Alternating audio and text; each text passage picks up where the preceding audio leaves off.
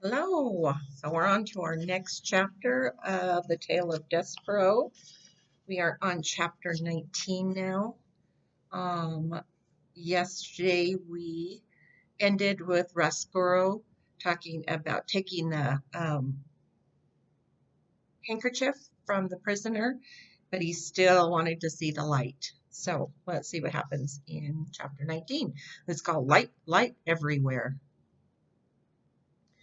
Imagine, if you will, having spent the whole of your life in a dungeon. Imagine that late one spring day, you step out of the dark and into a world of bright windows and polished floors, winking copper pots, shining suits of armor, and tapestries sewn in gold. Imagine. And while you are imagining things, imagine this too. Imagine that at the same time the rat steps from the dungeon and into the castle. A mouse is being born upstairs. A mouse, reader, who is destined to meet the light bedazzled rat. But that meeting will occur much later. And for now, the rat is nothing but happy, delighted, amazed to find himself standing in so much light. I think I might have skipped a page. Nope. I, said Roscuro, spinning dizzily from one bright thing to the next, I will never leave. No, never. I will never go back to the dungeon. Why would I? I will never torture another prisoner. It is here that I belong. So at the end of the last chapter, he was going to go upstairs, and he must have made it upstairs. The rat waltzed happily from room to room until he found himself at the door at the banquet hall. He looked inside and saw gathered there King Philip, Queen Rosemary, the Princess P, 20 noble people, a juggler, 4 minstrels, and all the king's men. This party, reader, was a sight for rat's eyes. Roscuro had never seen happy people. He had known only the miserable ones, Gregory the jailer, and those who were consigned to his domain did not laugh or smile or clink glasses with the person sitting next to him. Roscuro was enchanted. Everything glittered. Everything. The gold spoons on the table and the jingle bells on the juggler's cap, the strings on the minstrel's guitars, and the crown on the king and queen's head. And the little princess. How lovely she was. How much like light itself. Her gown was covered in sequins that winked and glimmered at the rat. And when she laughed, and she laughed often, everything around her seemed to glow brighter. Oh, really, said Roscuro, this is too extraordinary. This is too wonderful. I must tell Botticelli that he is wrong. Suffering is not the answer. Light is the answer. And he made his way into the banquet hall.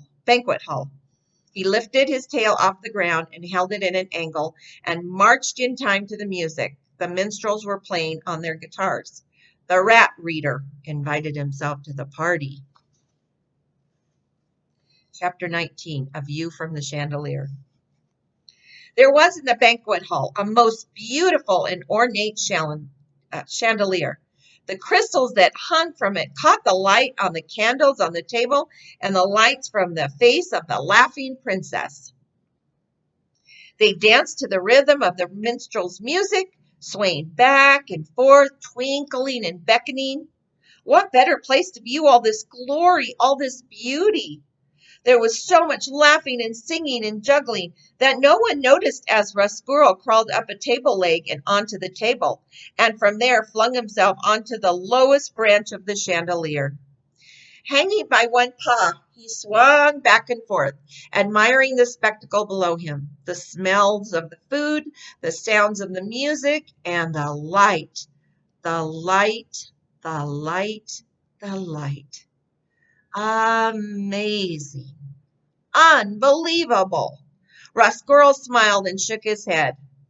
Unfortunately, a rat can hang from a chandelier for only so long before he is discovered. That would be true at even the loudest party. Reader, do you know who it was who spotted him? Yeah. You're right. Pityu said, the sharp-eyed Princess P. "A rat!" she shouted. "A rat is hanging from the chandelier!" The party, as I have noted, was loud. The minstrels were strumming and singing. The people were laughing and eating. The man with the jingle cap was juggling and jingling. No one, in the midst of all this merriment, heard the P. No one except for Roscuro. Rat. He had never been aware of what an ugly word it was. Rat. In the middle of all that beauty, it immediately became clear that it was an extremely distasteful syllable. Rat. A curse, an insult, a word totally without light. And not until he heard it from the mouth of the princess did Roscuro realize that he did not like being a rat, that he did not want to be a rat. This revelation hit Roscuro with such force that it made him lose his grip on the chandelier. The rat, reader, fell. Alas, he fell right directly into the queen's bowl of soup. And here he is hanging from the chandelier.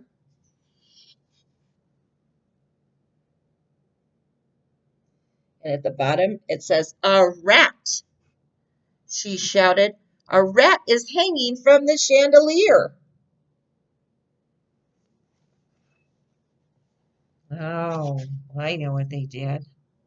I think they went back because they talked about the queen, I think, getting sick or something about the rat falling in her soup.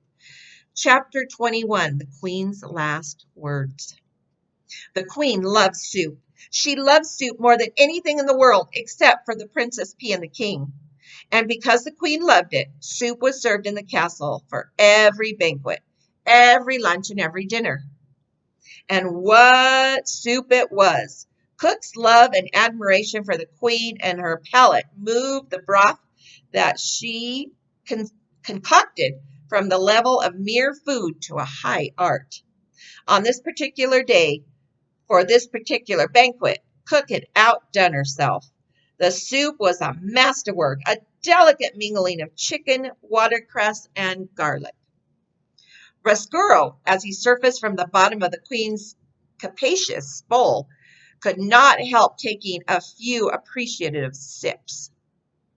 "Lovely," he said, distracted for a moment from the misery of his existence. "Delightful." "See," shouted the P. "See!" She stood. She pointed her finger at Roscuro. "It is a rat. I told you that it was a rat. He was hanging from the chandelier, and now he's in Mama's soup." The musicians stopped playing their guitars. The jugglers stopped juggling. The noble people stopped eating. The queen looked at Roscuro. Roscuro looked at the queen. Reader, in the spirit of honesty, I must utter a difficult and unsavory truth. Rats are not beautiful creatures. They are not even cute.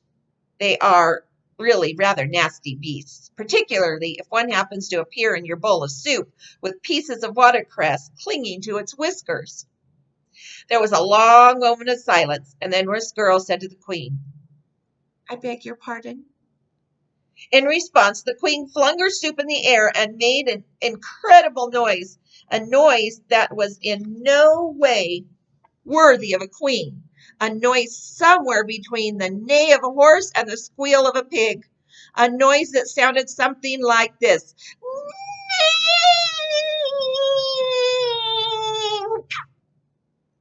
And then she said, "There's a rat in my soup."